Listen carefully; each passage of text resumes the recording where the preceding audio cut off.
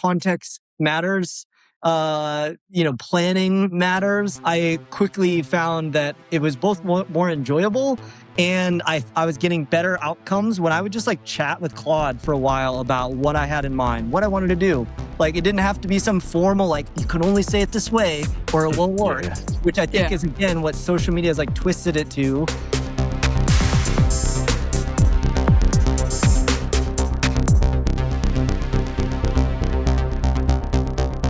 I am Lydia Smit. I am an enterprise project manager at N4, and I have the privilege of hosting today. So I'm very, very excited to talk to both Jono and Corey. So Corey, I will hand over to you, my friend.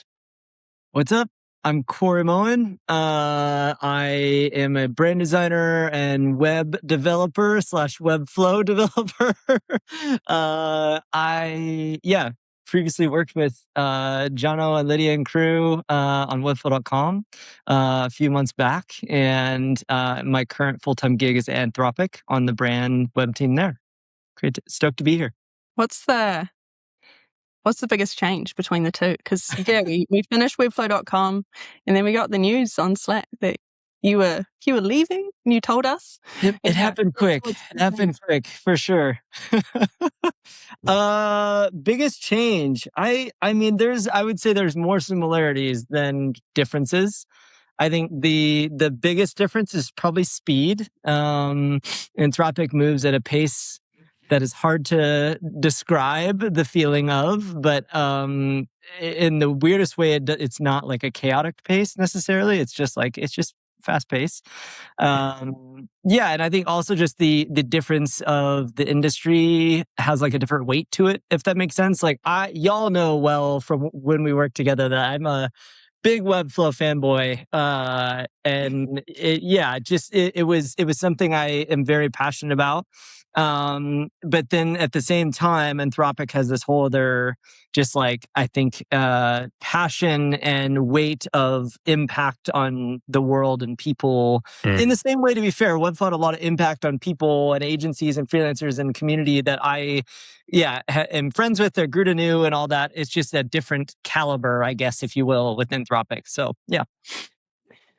Yeah, for sure. I mean, we know a little bit of thing about pace, but I feel like it will be different. I mean, agency life is wild, but I feel like... it's funny. I would say agency life or Anthropic pace is more agency pace similar than maybe the contrast better is that Webflow, when I started there at least, was more startup, quick pace. But then the bigger it got, the more it kind of settled into more of that like in-house pace where everything is, laddered up to launch moments and all that. And timelines are pretty scoped out. Even if they are rushed, they are known versus like, I think, at least in my past freelance life that interfaced as with agencies and all that, for sure, it's much more akin to like the Anthropic culture vibe. So yeah. At least you were prepped and ready. That's right. Oh, for sure. Take us back to before Webflow, actually. Like, what led before Webflow? How did you get there? What did you start with? Give the team a bit of a background. Yeah, I way back, how I even learned that any of this was industry or job or profession. In high school, I was a big gamer. Who doesn't love video games? Exactly. So much to the point that I thought, like, at one point I would like just do that professionally. Like, I was like in it, like played tournaments and all this kind of stuff. And then there was these classes that you could they were called computer graphics at my school. And I was like, sweet, maybe I can learn to make graphics for computers, aka video games. And it was learning like Photoshop, Illustrator, and design. and in the weirdest way, I like fell in love with it from the psychology term of like flow, right? Like the classes would go by in an instance, and I was like, I just really enjoy this, I guess. And so, long story short, followed that, went to uni and all that for graphic design, and then found web stuff specifically in the midst of that. And I was like, well, this is fun. I can like click and move and do things with graphics, not just have static stuff. And so I did one or two computer science like classes also to get a taste of coding. I'm gonna be honest, coding was early on always just like so intimidating and scary. And like I, learned it, but only the basics. And then, but my passion for like not just wanting to design a thing, but like build a thing, like I want to like make it become real, always has been there. And so like as I got into my career, that kind of followed, and I just like learned different tools and always played around on the side. I did a few WordPress sites back in the day. Drupal, if I could rank of the platforms I built sites on, Drupal is definitely the bottom. But maybe that was just like some of the earliest days of like, even I feel like Stack Overflow wasn't as much of a thing then. I don't know. It's just like so much trouble finding forums and how to like figure out how to do stuff. And then in like I don't remember now, 2017, 18 or so, I was at a company and like, again, in this kind of position with like designing sites, but also like helping build them. And at that point, just like was so sick of other platforms that I just was like raw HTML, CSS, and JavaScript templates off Forest. And then I was like, this isn't sustainable. And we started getting bigger clients that needed sites. And so I was like, let's like see if there's newer tools that can do this stuff visually. And I found Webflow. And I kind of like fell in love with it. I don't know. I was like, I still remember the moments back then feeling like, wow, this is cool. It's intimidating. I remember feeling like this. I at that point, I was already pretty comfortable with HTML and CSS. And so there was a lot of familiarity with what was what, but I was like, I still don't understand how this all fits. And so, yeah, lots of testing and trial. And then the more I got the hang of it, the more I was like, this feels like this like perfect balance between, simple and visual and efficient to use, but like I could really see myself building small or big sites on this. And then started freelancing heavily on the side with it. And then in 2020, through a studio I was working with, it was just me and another dude that then grew to a bigger team called Shapemaker. Then, some of the projects I ended up doing with him were in my portfolio and somehow able to get me in the door at Webflow. And so I like took a pay cut, joined as like an entry-level brand designer. I didn't really care. I was like, I would work for free to get in the door. And then, I was there almost 5 years. And by the time I left and when we worked together, I was managing the brand web team and also just helping build, I don't know. And then transition to Anthropic simply from following a few people that I formerly worked with, and just, opportunity I couldn't pass up. So, yeah. You've done it all, my friend. I feel like Jono has a couple of similarities in your story around like finding some things, doing a computer science degree. Yeah. Yeah, I'm a full computer science background, full engineering. Love it. First class honors and actually an AI degree many years ago. Really? Yeah. I know. But I just love design so much, and I love to better visually move fast, and that drew me to Webflow 10 years ago. Like, I couldn't believe it. It was a great moment. But oh my gosh, because think about like there are so many other little tools that like seem like they were going to be that promise, and then didn't come to fruition. Like way back was like like Dreamweaver or whatever. But then I don't know. There's just always different tools that came about, and then they get killed or bought or whatever. And like, I don't know. And then I will say it's funny too, because then now fast forward to today, to the point of engineering, is like, I have never been more in GitHub and PRs and traditional engineering workflows than ever in my career because of Claude Code, mostly like being with that. And like, it's funny because in all those feelings of my earlier parts of my career where I would interface with those things, and then that was just the part I candidly didn't like. Like I was like, why is there so many hoops to jump through just to get code from like my computer to like live on the site? Like I want one button, and Webflow was the one button, right? It was like just like publish, it's live. And so it's funny thinking back to some of that like ironically being back in some ways or not in others. And I don't know, perspective is 2020, right? Yeah. I think like a key thing is, what you want. You have sort of critical mindset to think through the process that you're trying to go after. It's not hey, please make this cool for me. Build me a health app. Thank you. Wait, why is this wrong? Right? It's, what it is. You know how to cut compartmentalize it all and really get into the detail, and you just sort of are unlocked. And it's sort of the same way Webflow unlocked a lot of designers and freelancers and agencies, etc. So for sure. Yeah. Very cool, very interesting. I got a lot more questions on that later. We'll get into some spicy takes. So that's cool. Yes, spicy takes. Quick pause. I want to talk about spicy because our company to this day still has your spicy Corey emoji. Yeah. I love it. I love it. Y'all caught me. I've used it twice today. No joke. I've used it twice today. Yeah, it lives on. You are forever living in our Slack. I love it. Yeah. I am deeply honored, and like the irony is like y'all caught me at a we'll say an emotional time at Webflow, just because it was chaotic and a lot going on, my timelines and all the things, and like I am somebody that tries to even where I live in the US, there is this expression called like Iowa nice, like I live in the state of Iowa. And that is unfortunately in my DNA of just like, I am a people pleaser at heart. And so spicy is my like filter to be like, I can't people please at this moment. Y'all just got to like unleash the emotion.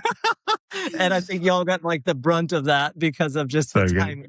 But yeah, I loved it. I still keep it real, right? Yeah, be direct. You got to keep it real. Gotta have a spicy take. For people listening, it's a little chili emoji, and then someone has morphed Corey's face into the front of the chili emoji. It's very, very good. So again, I think we should flash it on screen right now. That's what I'm the emoji game was strong. I will say their Slack emoji system was heavy. Yes. Awesome. Well, going a little bit before the whole spicy take scenario, we were talking about a little bit more about frameworks. And for those who don't know, Corey is the mastermind behind the MAST framework. And to me, MAST isn't just a framework. It reads a little bit more like a philosophy. So where did that obsession come from? Like, what's the background there? Yeah. Great question. The obsession came ironically from, especially when MAST started as just like mostly a CSS framework. Like how do you name your classes and what utility classes do you use and how do you combine them, was like straight from Bootstrap CSS, which was for me a turning point in getting a better hang of code. I mentioned right before I found Webflow, I was so frustrated with a couple of sites that didn't go well on WordPress and CMSs that I'm like, why do I need a CMS? Like I'm just gonna raw code that I can just throw on a host and connect a domain and it's done. And so around then, like even in my professional career, part of my full-time job, I would help some of the software engineers that I work with just like front end stuff. Cause again, I was like pretty comfortable with CSS and HTML at that point. And the company I worked at had like 50 software engineers and one front end developer. Not a good balance. And so I would often just help out of wanting to see that the interfaces are better. And so they use Bootstrap for everything. And so I started getting the hang of it from that. And then even a little bit before that, I was aware of it just from other projects and all that, and had tried a template that had the row and column system. Was one of the first moments I found myself like actually moving fast and confidently in just raw HTML and CSS. So I'm like, oh my gosh, like this is amazing that there are systems around this and all that kind of stuff. And so that really stuck with me. And then as shortly after I started using Webflow, and with I think it was the first like official client project I ever shipped on Webflow was a client of the company I work for, which was FCA. They own like Chrysler, Jeep, Dodge, Ram, like the car company's FCA. And it was not their main site. It was like an affiliate reward site. And I remember having this moment of like, oh man, I feel like I got to make sure I like build this in a proper way, because the other side of it was, I think last I knew they maybe ended up publishing at Webflow, but we built the whole thing end to end in like 3 or 4 weeks. And the plan was to then export the code and give that to their development team to migrate to Adobe Experience Manager. And this would have been like 2016 maybe or something. And so this is my first exposure to what that was. Cool. And then I had since left and I found out like 2.5 years later, they still hadn't finished it. And then I think I heard they ended up maybe publishing it from Webflow or something, because like that is the experience of Adobe Experience Manager. Yes. Yeah. Notoriously awful. And so here or there, when I built that, I was like, I need to hand this off to developers. It's got to be like clean and like following some kind of practice that they can understand. And so I tried to build it in alignment with like class naming and all that of Bootstrap. And then from that point, I was like, oh, I should like just save this as a template, so that way I can like, in our workspace, I can use this every time. And that led into even ShapeMaker, the agency I mentioned, or the studio, Alexander that started that when him and I met. And then we built sites together for like almost 4 years. Every site was kind of based on that same foundation that I kept iterating on over time.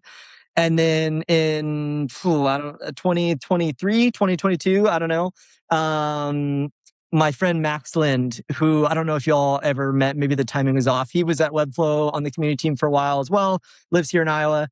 He kind of encouraged me, among some others, of like, they had seen that starting place, and they're like, hey, like you should like make this a thing. And I'm like, no. And long story short, we obviously did, and then started documenting it. And it was also just a really fun process to like, to the point of philosophy, like have a fresh take at all of it and be like, I've just kind of just been adding to this over time and iterating on it. I've never really like stepped back and was like, what is like the full polished look version of this look like? And so then that was kind of the first version of Mass. And then what's funny is today, because of all the changes in Webflow with component features and all that, and y'all obviously experienced, especially I remember, like some of the dev team being like used to Lumos and other ways that are like not radically different, to be fair, but like different enough versus like open components versus closed components and I was clearly very about one direction, and they were so gracious to support that now today Mass is so much more oriented on like component strategy than it is class strategy. Like I would say the class stuff and CSS stuff is more like the back seat, that there's a lot of projects, at least for like basic styling, you could spin up Mass and not hardly touch CSS or touch the classes, because you're just updating variables and just building everything with components, again, for basic sites. So anyways, yeah, that's the Mass story, I guess. Nice. I'm curious. We've actually we've ended up adopting some Mass honored mentality, especially for shared libraries where we want a lot of flexibility in the sort of child side. Just the sort of closed components don't quite allow for. So yeah, totally. We've definitely taken some on board. It was a great experience. And I love it. Yeah, I mean, there's no right one way. That's the thing, Nice. And I think like, if anything, it's funny because there was things when we did webflow.com that I hadn't put to the test like viscerally yet. Like I hadn't actually seen it. So like one of them that I was very vocal on with everybody was like, we got to keep the total number of components low. Like that's the main point of open components. And like, because I knew it from internal things at that point that we had seen some enterprise sites that kind of went wild with like hundreds and hundreds and hundreds of components, and they were having performance the Webflow team was actively working on fixing that, but I didn't want to take that risk of like them not getting it fixed in time. So I'm like, all the more reason, let's just like over-index on making sure. And then the reason for saying is fast forward today, now I have had some experience with other projects that are not following that practice and are like on their knees from a performance perspective, which is like frustrating, just because like, I have every faith that Webflow will sort it out. And so it's ultimately temporary, but it's just one of those things that, you never know until you like really rubber meets the road and you scale something. How is it going to perform? How's it going to hold up? Like, even just, I stayed in touch with a lot of the team and like asking once in a while, like, how's it been going with like marketers? Like, are people actually using the components? Like, are they copy pasting and doing the thing? And like, it sounds like mostly yes, but, I don't know. We'll see. Yeah. That's funny. We have some really big, just back on the AEM topic, we've got a tranche coming over. Nice. We're on a warpath, so to speak. One of our customers, they've got 50 or so authors creating their own landing pages of varying degrees of capability and actually having a great time. So yeah, it's all about how you set up and how you enable, and less is always more. I'd rather empower people to sort of use less components and have flexibility than block them down to just edit mode, etc. So it's an interesting world at the moment and moving fast, as we all know. And I think building off that as well, it's that there's a huge request for the simplicity, and Webflow offers a certain amount of simplicity, but usually when people come in and they think components, it's either designers and they're like, I want all of the options and, I want to change all the buttons, I want to do everything. And then you've got the leaders all the props, all the things. Yeah. And then you got the leaders of the team being like, please don't, they'll break it. Like, please give them what they can make beautiful every time and not what they can put like blue next to orange, next to pink, next to vibe. And that's fine. And that follows your brand guidelines. But yeah. Totally agree. It's I think it's like very much a case by case basis. Like we have a little like Mass or no code supply code Slack workspace where some people have jumped in, just like have been using Mass. And so I'm hearing a lot more context there, which has been helpful. And this comes up often, I would say, is that like some people are still like, no, I think like closed components are better. And it always comes back to like, it depends. Like it truly depends on the client and their technical ability, but also their like willingness to learn. You know what I mean? Like, because I think we've all been there on the realm of like, you can make tons of videos and documentation and all that, and no one's going to read it or they're not going to remember it. And so trying to find a middle ground that is simple enough that they can form some habit around, like once they've done it a couple times, it's hopefully muscle memory enough that like they can be pretty successful in anything else they need to do. And that's where like even just I candidly always have conviction on like the row and column system because it's kind of old school, like using Flexbox and all that. And like, but I come back to it because the simplicity and the flexibility of it is like still pretty hard to match with grid. And it's just like, and then we reuse it in all these different ways in Mass that like the hope was that like even a marketer, if they just learn this concept of rows and columns, like just that, then if you think about all the ways it's used across the different open layouts, then like as long as they understand the principles and the concepts of that, hopefully that will make them all the more capable, not just building like text on the left and image on the right, but like even more robust layouts. Or again, like it's not always even building those from scratch. It's just editing what exists and being confident in doing it. Cause I don't know. The trust barrier is really hard, to your point, Lydia, of like, I don't know how much control you give them or not. But then if you don't give enough, inevitably it feels like, oh, this is limiting. We need to rebuild it all. It's like, hang on. It's a happy medium for sure. Yeah.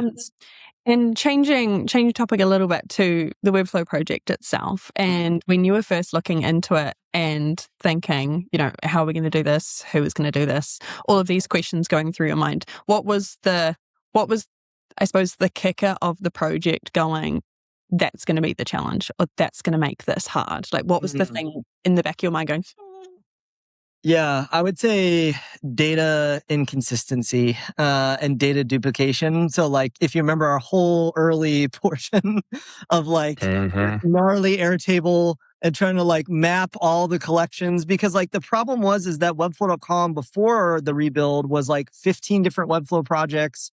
Because they were all kind of set up in a day where we didn't have as much scalability in Webflow, and at the same time, like didn't have real-time collaboration or like branching or like all these features that were pretty essential to have multiple people building at the same time. And so we split up projects on purpose so it'd make it easier so that like one person's working in this project today, another one's working on this one today, whatever. But then naturally what happened there is like, oh, these 5 projects all need to have blog posts featured on pages. So like we got to have a collection for blog posts, and it's like not syncing, and like we're just going to manually add them. And then like also, in the 5 years I was there, we had enough people come and go on the web team that like you get people that join and obviously they're vetted when they're interviewed and all that. But like there's only so much time to really thoroughly train them on following a certain standard for setting up collections and all that. So point being, things just kind of got awry over the years. And to be fair, I mean, I think like one of the projects was still the original Webflow.com from like 2012 or 13 when it was like project. Yeah. So it was like number 0, right? Literally. I'm like, I'll never forget that one project. Shortly after I started, I just kind of raised the flag of, hey, we're not like clearing our classes in any of these projects. They're just like getting more and more bloated.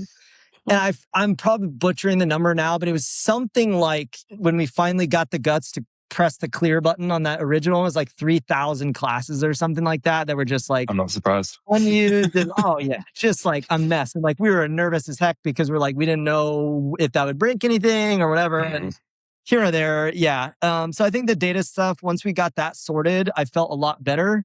And then I think just the timeline for sure, I knew was going to be gnarly because like already around that time leading up to Webflow Conf for our team every year was like, it's just busy time, like running the conf site as well as like other campaigns and things that usually go alongside it. I'm like, I don't know how we're going to do this on top of everything else we're normally doing. And like, again, we wouldn't have been able to do it without y'all. And so, yeah, just all of that coordination, I think was like, whew, this is going to be tricky, but look, we pulled it off, you know? we pulled it off. And that Airtable lives rent-free in my mind. Oh, it's beautiful. I have one of your obsessions.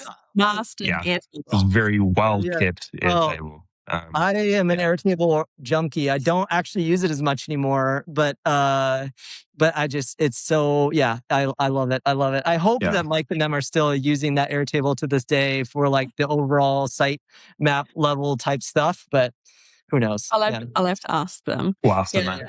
Yeah, because talking about the prioritization of all of the pages and everything, I think that was a key player in how we went through the work. But when you were first breaking up the pages, because I know we had, I think, P0s all the way down to P4, 5. Yeah. Oh, 4. Yeah. 6, 7, 8. No. What other stuff did we do on live day? No. Yeah. All the way down to P4s. So how did you with the team sort of prioritize those pages and break them up? Yeah, great question. I think the main two things to prioritize them was traffic, like looking at analytics, what pages get the most amount of views. And we already had like a decent understanding of that just because of like operating the site for years. And then the other side was just like PMM priority mainly is like, what are the pages that are the biggest focal point for either future iteration or new features or anything like that. Like anything that is a priority from their perspective or like our broader marketing partners became our priority, of course. And then I think at the same time, I remember the hardest part being is like how to whittle it down. Like I want everything to be P0 and P1, but like, I know that, again, just being through this enough times, maybe not quite at this scale in freelance projects in the past, but I definitely worked on some like pretty big sites for freelance in the past that like, just knowing that like if you can't prioritize, then like nothing's going to get launched because like, at the end of the day, some stuff needs to suffer. That's just part of the process. And even, with QA and all that, it's the same kind of thing. It's like, look, we could still ship a page. It might have a small bug or two, but like at least it's out there and then we can catch up after the fact. And more often than not, people will never notice the difference on the average site. You know what I mean? So did the best we could. And had time to spare, in fact, which was shocking for everyone, I'm sure. Yeah. With the sort of extra week, we're like, oh, yeah, everything was a P0 because it's all got done. Yeah. Yeah, it's great. It's epic. I have a potentially spicy question for you. Yeah. Collaboration mode was like, in my perspective, the thing that made it possible. Oh yeah. And we know it was early and we helped squash some bugs throughout that process and a little bit shaky to start off. But yeah, that was sort of a really key unlock that got us there, I would say. Oh my gosh. But the spicy question is MCP 1.2 plus Claude, if that was available then, would that have pushed us faster? Would it, how would that have contributed to the project in your mind? Is it, please do migration, thank you, and we all sit back? Or no. 100% not that. I mean, look, I think if I remember right, the earlier version of MCP was available, but in the bit that myself and a couple others on the team had tested here and there, like we were very concerned about reliability of like data migration, like something dropped or whatever. And so like, I think it could have helped a lot in like setting up collections and all that kind of stuff. But as far as like moving data then, I don't think I don't know if I would have been on board. To your point, 1.2 now today, I do think for the data side would have been a time saver. For the page building side, I think there's still a couple small things missing. Like to be transparent, I've been quite vocal with the Webflow team around like, we need component slot support at MCP yesterday. Very important. And they shipped that in 1.2, which I'm like so grateful for. But then the thing I didn't realize is there's not full component prop support yet, though it is coming soon, I've been told. So I would say... Are we allowed to know that? Yeah, I have no ETA. I know that, but it's coming. I don't know what I can tell either. Yeah. And so I think if that was the case, where like the MCP fully supported component slots, props, all that, like, then yes, like I do think it would have been to a point that, not like you said, not a one-shot thing, but like at least helping the devs save time by like wiring up each page. Again, for the way I have experienced it or expressed it is like, I don't really even expect that like that Claude or whatever model you want to use with an MCP in Webflow could like one shot, everything's perfect. Like that, I think, is an unrealistic expectation. I personally just want the 80%. I just want the please just go do the most tedious part of like adding the sections and the rows and the columns and the headings and all the blocks, and then get out of the way. And I want to polish and refine and adjust from there. Like, it's so funny because it's not all that different than like the philosophy with masks that I'm always like, y'all, this isn't like a off the shelf, just do it. It'll do everything for you. It is the 80%. It is like, I think most sites need rows and columns. Like, I think most sites needs headings and buttons and whatever. So it will do all those and have all those things for you out of the box, but like you still need to customize and polish it for your project, right? And I think that's no different than like using MCP and Webflow to help you move quicker. It should just be a tool to, catalyze that experience and not be like this, replacement kind of thing.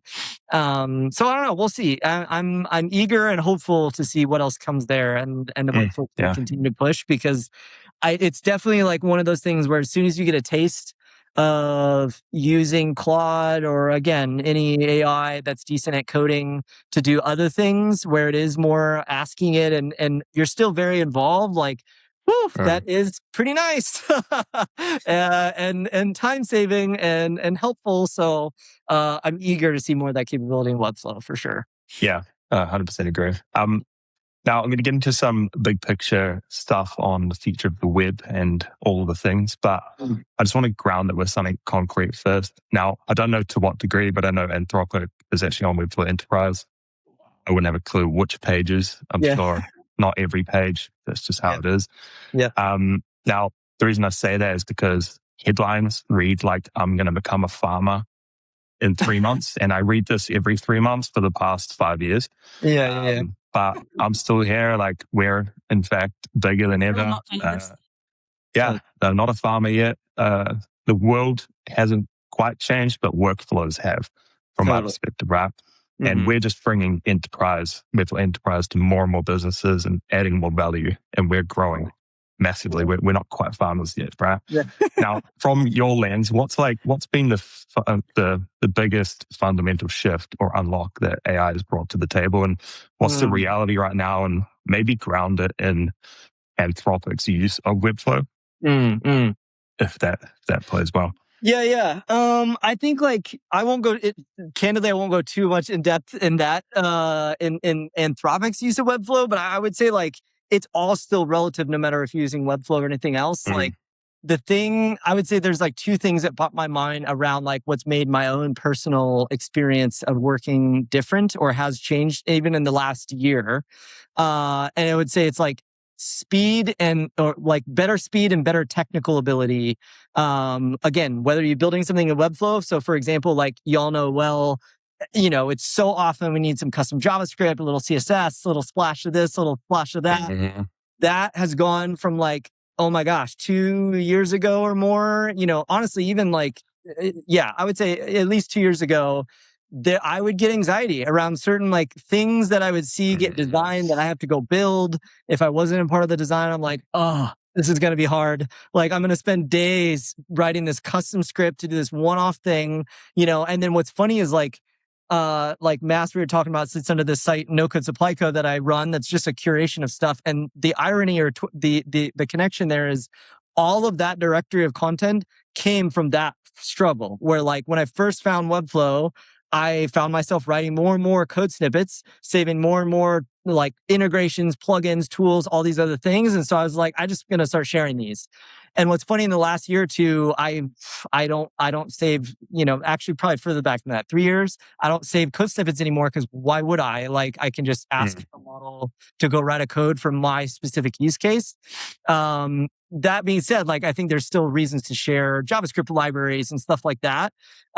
It's just that dynamic has changed a lot. And then also my confidence and ability to deliver something far more technical has drastically changed. In the realm of like, in the context of doing something in Webflow, I'm far less phased by like, how can we do this one thing or like integrate with this one thing? For example, like, Webflow cloud apps, finally getting a little bit of taste of what's possible there. Like I would not be able to do that at all without Claude helping me, write a Next.js or Astro app to go like, cron job or do some kind of back-end data logic.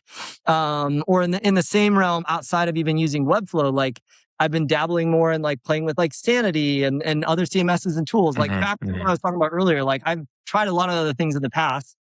And in the more recent years, I haven't had the technical confidence, I would say. Like maybe I don't give myself enough credit, I think, on some days, but like I don't write React. I don't know Next.js or any of that thoroughly. I understand the high level concepts of them just because I've worked around them enough with other engineers and stuff. But now with using Claude, I feel like, oh my gosh, like I could spin up a Next.js project that I can control fairly confidently with it. And then also the thing I mentioned of like GitHub and all those like engineering workflows, in that way too, it's helped me a ton of just like having a better understanding and learning and getting confident with those things just because it knows those things so well and can help deploy.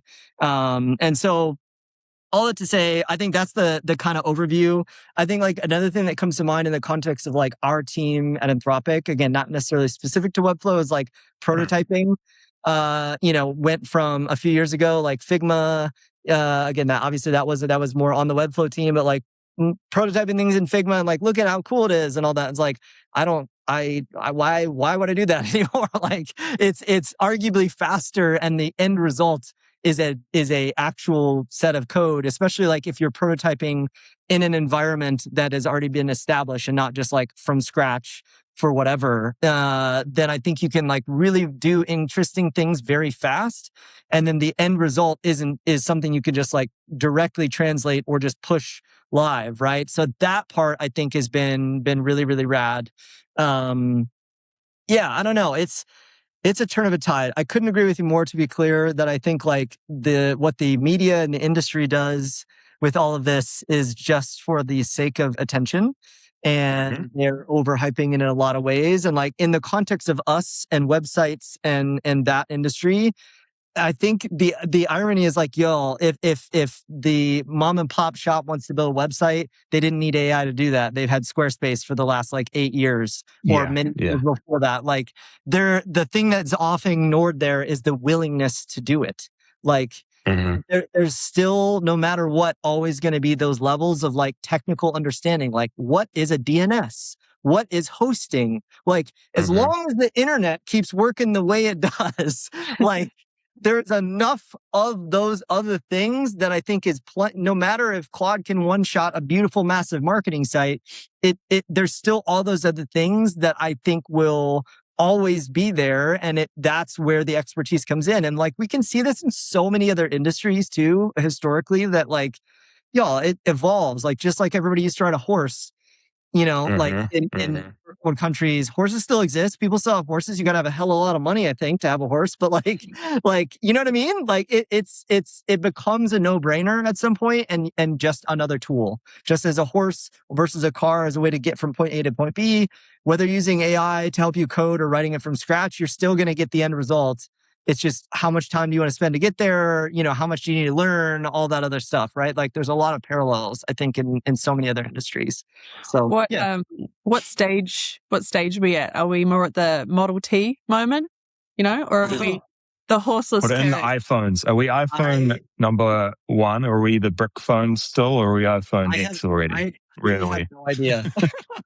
I will say my own personal experience in the last 6 months even have definitely felt like things are starting to speed up. And we're starting to get more of that like evolved state in the automobile context. Like we're definitely probably beyond the Model T. I think that was probably like first versions of ChatGPT or whatever.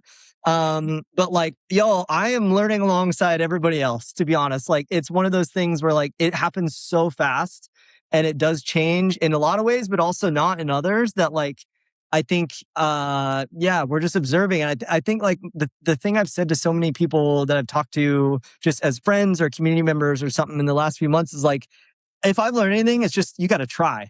Like if I spent the last year, or especially like maybe even beyond 6 months ago, again, I was using like at Webflow, we all had ChatGPT accounts, or on the side, I'd use Claude, but like I was only doing it for just like code snippets, like go write me some JavaScript, do this, go write me some CSS, do this. Not really anything beyond that, just because I made these assumptions that was like, nah, like it can't build a whole app or whatever.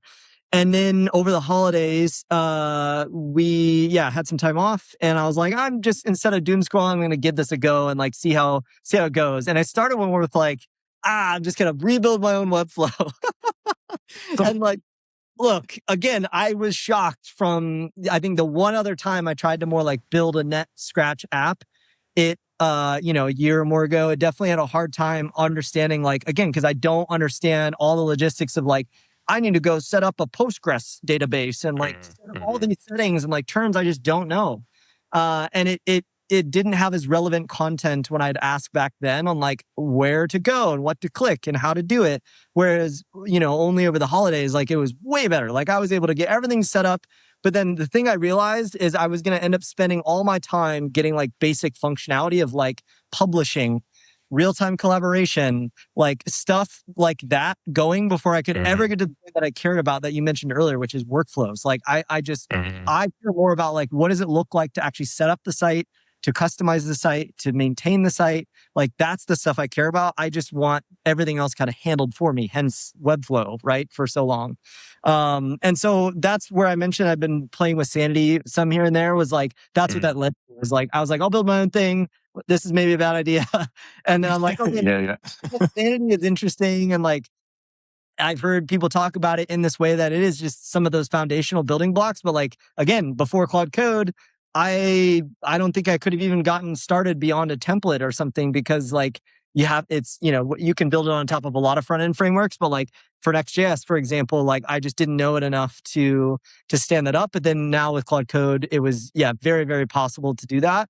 And so now I've just been experimenting like, what are these workflows? Like if I was to use that, then like I still like the Webflow experience of like visual styling. You know what I mean? Like, and I don't think anybody's cracked that yet. Like Cursor kind of has the thing, if you've seen that, like, but it's everything is still like select and adjust and then tell the model to do something. Whereas like I still want the combination of like, again, maybe it's my old school tendencies of like Dreamweaver days or whatever. Like I still would rather just like slide a thing or change a number and it just like, that's it. It's changed. You know what I mean?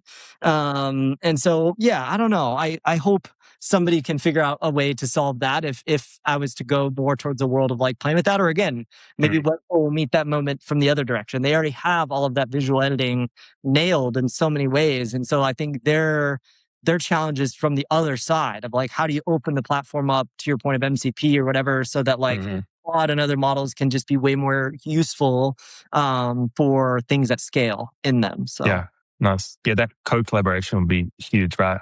When it's that point where, well, hang on, no, I want that button to be blue. Why is it not blue yet? Oh, try again, and again, and again.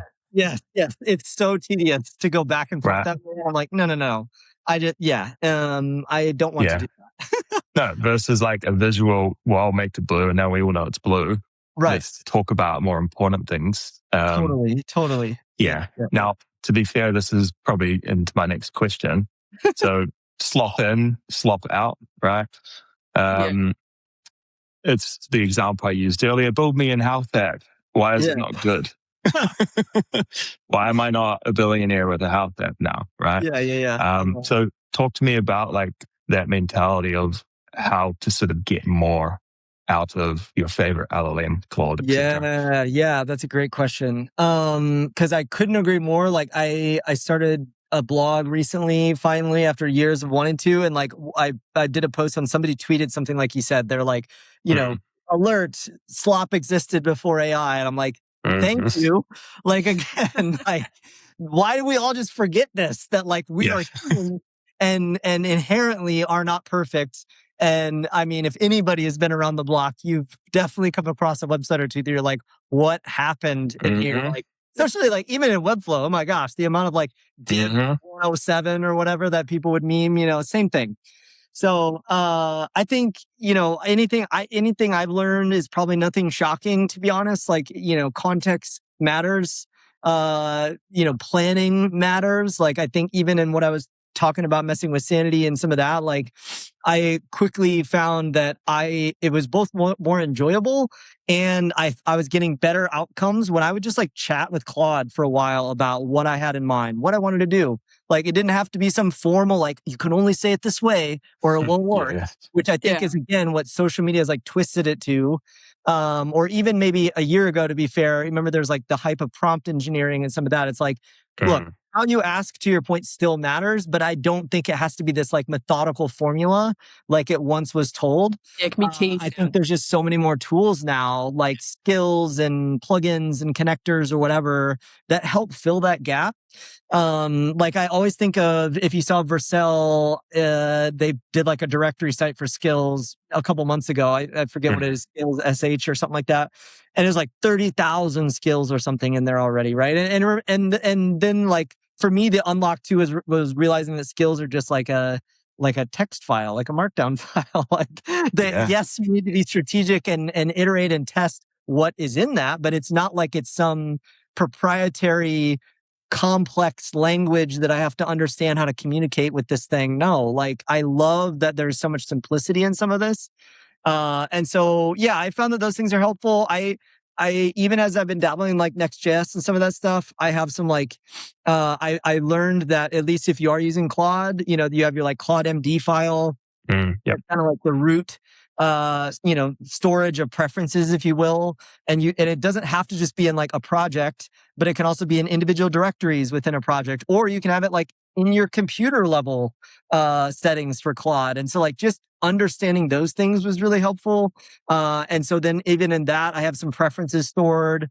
And then like some skills, like Vercel launched like a React best practices skills, that I think I have on my computer. Again, I don't like regularly use it. It's more like, hey, we just built something. I want to make sure before I create a PR or do anything, again, even if it's just personal stuff, that like this is following some kind of a standard. You know what I mean? And so that has been helpful. I think like one thing that I've been surprised by and is refreshing is like Boris, who created Claude Code, Anthropic, has done several podcasts in the last few months, and he did one with YC. And I like, for whatever reason, this moment stuck out of like, I forget the dude's name that's like the CEO or whatever of YC. He's like, my Claude MD file's like 2,000 lines. Like, you know, how should I optimize it? And Boris is like, just delete it and start over. And like, in all seriousness, I think his underlying point that he kind of clarified was that like, you have to realize that the models are continuing to get better. And so the theory should simply be that like feels obvious, like maybe too obvious, that like, well, maybe the better they get, the less context and less like hand holding they need. And so just always be, you know, optimizing and consider starting with nothing and see how it goes. And you can always add after the fact. And again, the nerd in me is like, this is what I love about other things like Mast or whatever, right? Is like, I just want simplicity in my life. And I always am looking for ways to like clean those things up and do more with less, if you will, right? And so I think a lot of that applies to how you work with the models too. And like I said earlier, step number one though is you got to try. Like, stop making excuses, stop saying that like they're BS and all that unless you give them a try and that's your experience. Then like totally totally empathize and like no worries at all. Because I think it's just so easy to I don't know. Yeah. Now, for the audience, on the topic of trying and just getting stuck in, because I think that's very important. What is one Webflow specific workflow everyone should go and try now? And then what's a non-Webflow workflow people should do? Just to get stuck in. Yeah. I mean, I could say Webflow, go try Mast. Plug. But I think like Webflow specifically, I think just like this is maybe too broad, but it's just like understanding what's all possible with components now. If you haven't ever tried Webflow or haven't been back in a while, then like I think it's evolved so much and there's so much more capability just between like they're growing the number of prop types for components, and then like you have variants, and like now the conditional visibility being associated with like the actual visibility, which is like server side rendered, being a huge deal. Like I think there's a lot of layers like that are like now quite awesome and capable, that I still see people posting that it seems like they're still building sites just with static elements. And like, again, to be clear, I don't build everything with components. I think there's absolutely still pages like template pages or whatever that should be built with static elements. But like, there's so many other reasons for static pages and things like, why would you not use components just to like move quicker, even for devs? Like, I feel like our teams found that out in an unexpected way with the webflow.com rebuild, is that like, it wasn't, at first it was like, we're going to do all this effort just for our marketers. What if they don't even use it? And then I think we quickly realized that we were able to move faster too, because there's just less risk of like, oh, I accidentally edited that class, or I forgot to add this thing or whatever. Like, so many more steps are just handled for you. And there's oftentimes a lot less like QA issues and all that, just because there's less components involved, no pun intended. Like, there's less things to edit and alter. So that's Webflow. One thing to try on the non-Webflow side. I mean, I think it's maybe sounds unfair and obvious, but like, I would say just try one of these like coding models with AI. Like, again, I'm obviously biased to Claude Code.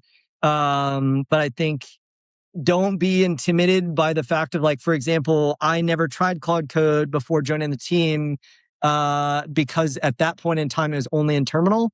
And I was like, this is, again, intimidating. Almost scarier.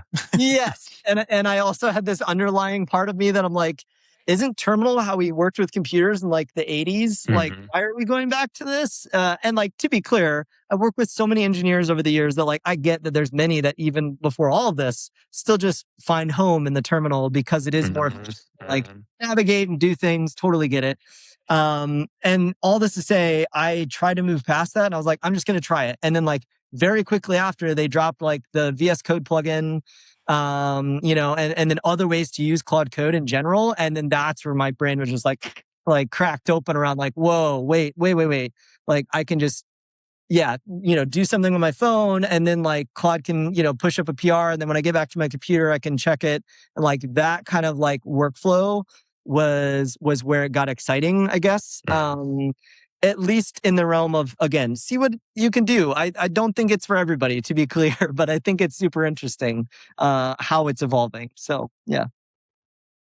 I also think the more you test it and you get into it, I think people forget that you don't want to do the boring stuff as well.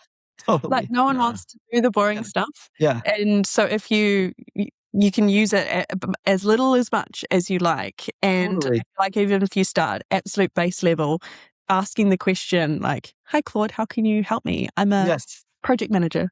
Like, what could I put into my daily absolute baseline 100%. And then see what it can do for you, and keep moving, keep iterating. And like you said, sometimes baseline 0 is a good place to start, and then to keep evolving as you're going through. Yes.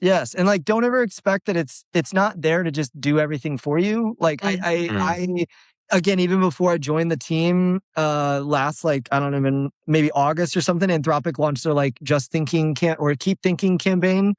And I remember just that resonating in this realm of like, oh wow, like I couldn't agree more that the whole point of this is not to replace stuff. The point is just like, it's just a helpful thing to like bounce ideas off of and get feedback or get some quick ideas. Like, and there's maybe a time and place where like, yes, you just wanted to go do a thing quick, but like that thinking partner concept and like human in the loop is another way people often say it.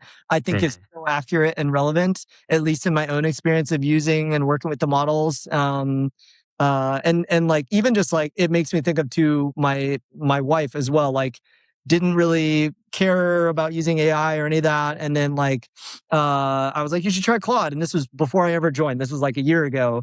And then now use it like, again, maybe not all the time, but like in a lot of ways, I think we wouldn't have expected before that are just helpful for tips or feedback and stuff like that. So yeah, we'll see. Yeah, it's a funny one. We don't need, and Fairbairn, you don't need 6 Mac Minis and local 100 agents running your life and building $1 billion businesses of whatever, right?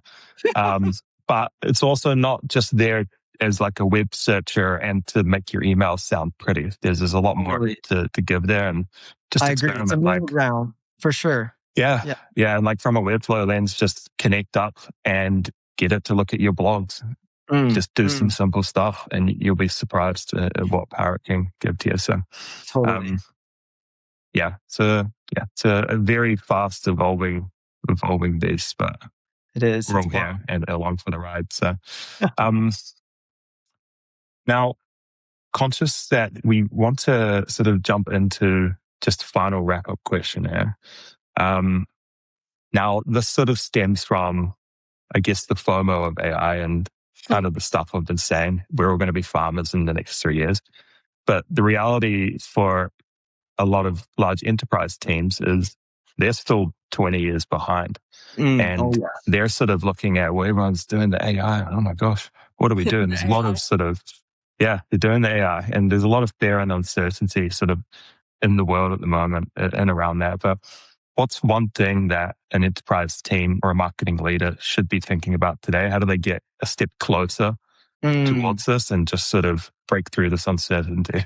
Yeah. I think one thing that comes to mind that's like, even before all this, probably should have been a bigger priority, but I think now more than ever should be a top priority, is like getting clear and maintaining a proper like brand and content strategy at a high level.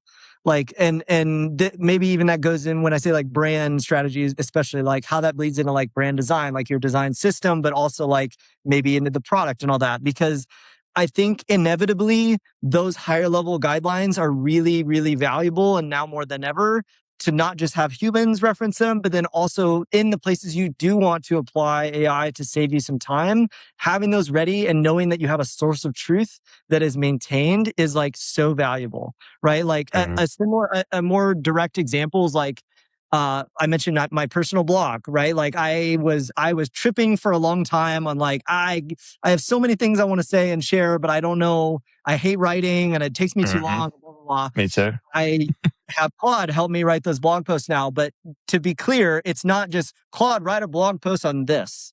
Like, no. Like I'm giving a long description. I'm just kind of like dumping my feelings to Claude on like all this. And then having Claude help me just make sense of it and put it into a written voice and tone that matches how I would otherwise speak or write. And I think that same thing applies, if not more, to like enterprise teams, right? Is like oftentimes brand guidelines and content strategy and all that is just like awry or owned by the individual teams and not overarching.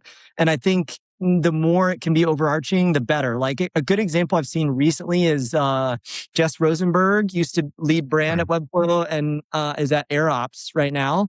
And AirOps I used briefly at Webflow, but like it's like it started as, I feel like it's evolved now. I don't know it clear, so take this with a grain of salt. Is like it was like a content refresh tool, right? So like if you have a blog, it'll help you automate new blog posts, but also help you automate refreshing old ones from an SEO perspective. And I remember when I tried it out, because we were using it at Webflow, and like our SEO lead was like, hey, do you want to just play with it? I'm like, I would love to, just to like play, not actually use it. And I gave it no code supply code as a URL of like, hey, help me with content for this. And it did such a good job breaking down like, okay, here's what I think your brand voice and tone is. Here's what I understand of your brand guidelines and all that. But like, then they always had this really deep human in the loop pattern in their product where like you had to review everything along the way. But then the whole point is then it just kind of helps you maintain that standard. So every bit of content in this case goes out against that standard. And I think that same thing applies even for like web teams, right? Like teams that are implementing new landing pages and all that. If there's some where you are having Claude or AI help build those, whether through MCP and Webflow or some other way, still having some higher level, rules to follow that you always maintain. That's the key part. I know that sounds obvious, but like, my gosh, the amount of times I've seen teams like go through a beautiful brand refresh and then no one uses it. Like, no one can get to it as well. My gosh, it's hidden in some folder and someone threw in the back room. Like, yes, totally. And so I think like once you see some of that stuff kind of like be more the center, I think it's just really going to help these teams scale in ways they just couldn't before because they didn't have bodies to throw at it, like in a most direct way possible. Whereas now they can implement AI in those corners, if you will, to help, again, maybe not final content to be clear or final design assets or development to be clear, but that first mile or something, right? Like, or sorry, yeah, the 80% of the way and then the humans are still coming in for the last mile kind of thing. Like, I think that's where it's going to be super useful. But who knows? We'll see. Time will tell. Yeah. Time will tell. Yes. Thank you so much for yours, Corey. It's been so cool. It's really nice to see you just in general. It's been too long. Likewise. Next time we're in the US, it's a big place, but we'll find you. For sure. One little plug, definitely check out Mast. We'll link it in the description of all the things here. Very cool framework. As I said, we've taken on a bunch of that and a bunch of Lumos and we've all the other things and naturally created our own framework. But Mast is definitely a good inspiration for us. Also, just to any enterprise teams listening, the Webflow.com project was 11 weeks and it was like 10,000 plus pages, including CMS. So if you're feeling stuck and behind and you want to get ahead, you can do that. If you want to move from prehistoric systems like AEM, it can be done a lot faster than you think. We're doing a lot of main.com migrations right now. So love to talk to you guys if you're around. But thank you so much, Corey. It's great catching up and till next time. Yeah, likewise. Thanks, y'all. Thanks, Tim.